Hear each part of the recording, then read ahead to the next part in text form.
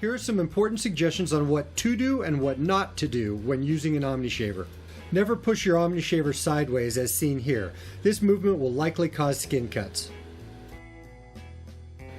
Always apply deliberate downward pressure when making back and forth strokes.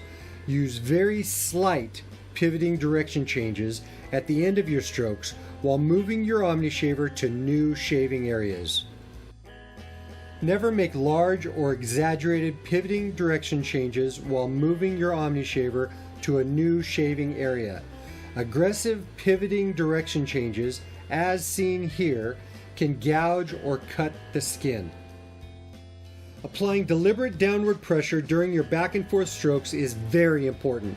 As you will see here, light downward pressure causes OmniShaver to tug hairs and to skip areas.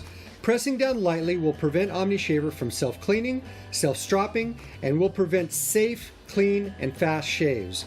Conversely, applying deliberate downward pressure during your back and forth strokes and making slight pivoting direction changes to new shaving areas will self-clean and self-strop your OmniShaver and will provide the safest, cleanest, and fastest shave.